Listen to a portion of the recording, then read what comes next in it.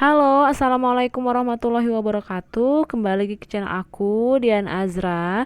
Nah, di video kali ini saya akan ngebahas mengenai soal-soal kebidanan, kasus-kasus yang biasanya keluar di seleksi SKB, khususnya formasi bidan. Tapi sebelum kita ke latihan soalnya, lebih baik teman-teman tekan dulu tombol subscribe yang ada di bawah. Dan jangan lupa aktifkan loncengnya supaya teman-teman tidak ketinggalan video-video terbaru dari aku. Ditunggu ya.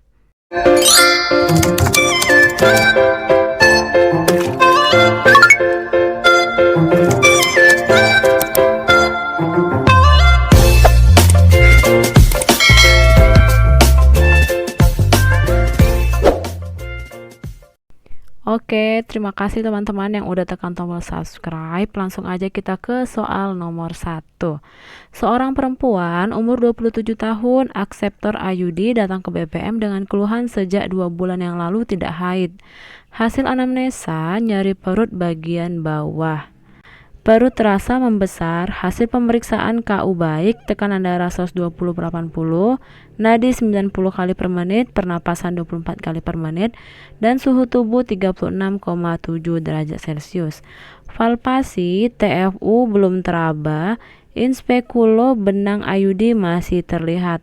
Tindakan awal apakah yang paling tepat dilakukan pada kasus tersebut? A. Mencabut IUD. B. Memberikan konseling. C. Melakukan tes kehamilan. D. Memberikan terapi hormon. Dan E. Merujuk ke dokter kandungan. Nah, di soal ini dikatakan bahwasanya seorang ibu akseptor IUD, keluhan nyeri perut bagian bawah, perut terasa membesar, dan ibu mengatakan sudah 2 bulan tidak datang haid. Berarti ada keterlambatan haid. Seperti yang kita ketahui sendiri bahwasanya penggunaan IUD mempunyai efek samping ya. Salah satunya itu adanya ketergangguan siklus mens. Bisa aja mensnya itu 1 bulan 2 kali atau enggak 2 bulan sekali, atau jumlah darahnya itu banyak. Bahkan ada yang sputting atau bercak darah seperti itu. Nah, di sini tidak datang haid 2 bulan. 2 bulan gak datang haid. Lalu perut merasa membesar, jadi ada pembesaran daerah perut, dan perut bagian bawah terasa nyeri. Jadi di sini mengarah seperti kayak tanda-tanda awal kehamilan juga, atau bisa jadi itu termasuk efek samping dari penggunaan IUD. Nah, tindakan awal yang paling tepat dilakukan pada kasus ini, kita harus melakukan tes kehamilan. Jadi jawaban yang paling tepat ialah C. Jadi kita pastikan dulu bahwasanya ibu itu tidak hamil, lalu kita menegakkan diagnosa dan treatment selanjutnya apa. Jadi jawaban yang paling tepat ialah C, melakukan tes kehamilan. Next, kita ke soal selanjutnya. Nyonya S, 24 tahun, hamil yang pertama kali, periksa ke bidan pada tanggal 19 Agustus 2021 dengan keluhan susah BAB.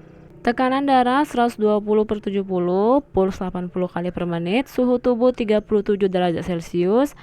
Hari pertama haid terakhir 9 Mei 2021. Berapakah usia kehamilan Nyonya S? A. 14 minggu 3 hari.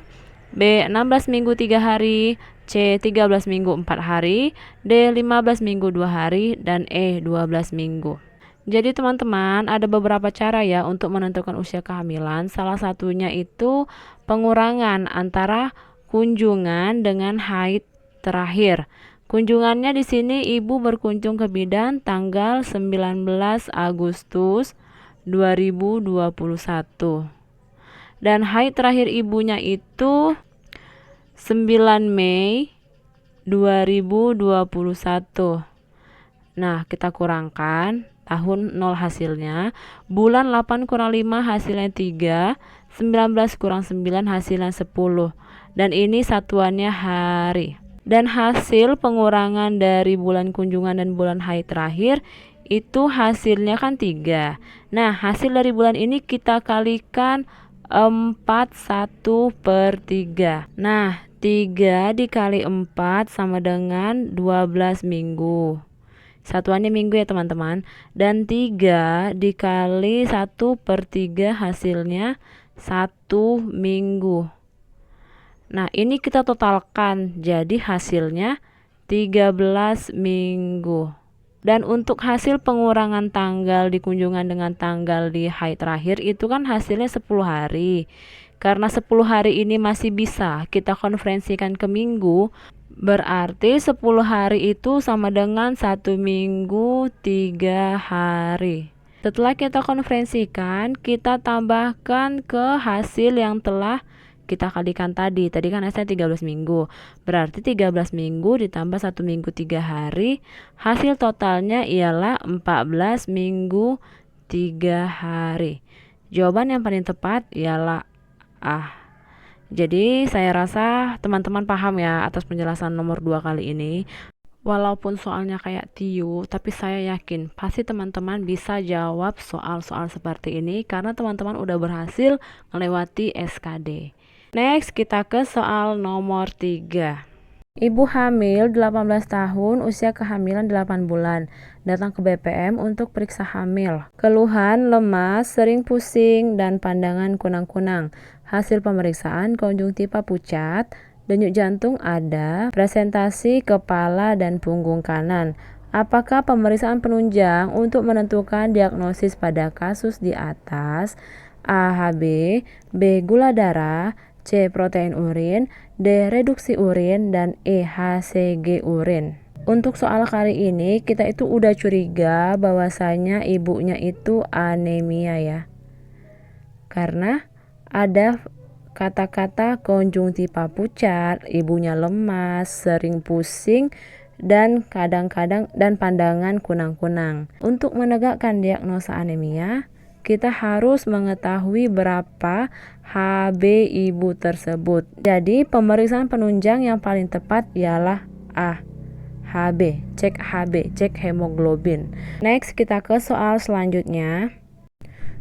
Seorang perempuan berusia 23 tahun hamil anak pertama ke Polindes untuk memeriksakan kehamilan pertama kali. Tidak ada keluhan, HPHT lupa. Hasil pemeriksaan tanda vital dalam batas normal, TFU 2 jari di bawah pusat, denyut jantung 140 kali per menit. Berapakah usia kehamilan ibu tersebut? A. 24 minggu, B. 20 minggu, C. 28 minggu, D. 30 minggu, dan E. 16 minggu. Nah, seperti yang saya sudah bilang tadi, bahwasanya ada beberapa cara untuk menentukan usia kehamilan. Kalau di soal nomor 2 tadi, tanggal kunjungan dikurangi tanggal HPHT. Nah, untuk soal kali ini kita sesuaikan dengan data yang ada di soal. Data di soal dikatakan HPHT-nya lupa. Yang diperiksa TFU-nya itu 2 jari di bawah pusat. Nah, dari tinggi fundus uteri kita juga bisa menentukan berapakah usia kehamilan ibu tersebut. Teman-teman boleh lihat gambar yang telah saya lampirkan.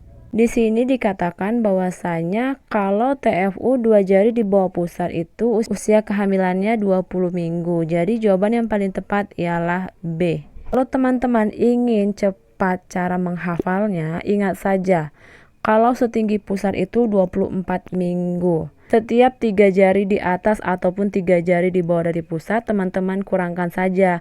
Misalnya 3 jari di bawah pusat berarti dikurangkan 4. Kalau dia 3 jari di atas pusat, hasilnya itu 24 minggu karena ditambahkan 4 minggu. Begitu juga seterusnya. Next, kita ke soal selanjutnya. Seorang perempuan 24 tahun warga desa Geneng yang termasuk desa terpencil jauh dari bidan maupun sarana kesehatan meninggal karena mengalami perdarahan setelah bersalin yang ditolong oleh dukun. Darah yang keluar warna merah tua, kontraksi uterus lembek, fundus uteri tidak teraba. Apakah penyebab kematian tersebut? A. Atonia uteri, B. Retensio plasenta, C. Perdarahan postpartum dini, dan D. Robekan jalan lahir, dan E. Robekan porsio. Nah, berdasarkan data dari soal, di sini dikatakan bahwasanya ibu tersebut melahirkan di dukun dan darah keluar warna merah tua, kontraksi uterus lembek, tinggi fundus uterus tidak teraba, dan ibunya meninggal. Menurut teman-teman, kalau data seperti ini, ciri-cirinya seperti ini, itu meninggal karena apa? Ya benar, karena atonia uteri. Karena tidak adanya kontraksi uterus sehingga menyebabkan perdarahan ya. Next, kita ke soal selanjutnya. Seorang bayi perempuan lahir 10 jam yang lalu, berat badan lahir 3.100 gram, bidan melakukan kunjungan rumah, menetek kuat, aktif, tali pusat tidak ada tanda-tanda infeksi, belum mendapatkan vaksinasi, ditolong oleh dukun. Vaksinasi apa yang tepat untuk bayi tersebut? A. BCG, B. HB0, C. DPT, D. polio, dan E. campak. Nah, di sini seorang bayi umurnya itu 10 jam, lahir oleh dukun dan tidak ada tanda-tanda infeksi, berat badan normal, dan bayi menetek kuat dan aktif. Nah, pertanyaannya, bayi tersebut belum dapat vaksin. Vaksin apa yang tepat untuk bayi tersebut? Jawaban yang paling tepat ialah B, HB0. Teman-teman juga boleh lihat gambar yang telah saya lampirkan di sini. Di sini dikatakan bahwasanya umur di bawah 24 jam itu diberikan hepatitis B. Dan untuk BCG itu batasnya sampai 1 bulan, DPT itu sampai DPT 3 ya. Dan itu DPT 1 itu dimulai diberikan pada usia 2 bulan dan DPT ketiga itu nanti di usia ke 5 bulan. Dan untuk polio, dia sampai polio 4 dan ada juga polio yang diberikan secara suntik yaitu IPV. Dan kalau campak itu diberikan pada usia 9 bulan. Jadi jawaban yang paling tepat ialah B, HB0. Cukup sampai di sini dulu latihan soal kita kali ini, dan kalau ada koreksi teman-teman boleh komentar di kolom komentar, atau kalau ada request dari teman-teman untuk bahas apa selanjutnya juga boleh komentar di kolom komentar. Jangan lupa klik like dan bagikan video ini ke teman-teman kamu, klik tombol subscribe, dan thank you for watching. Bye bye.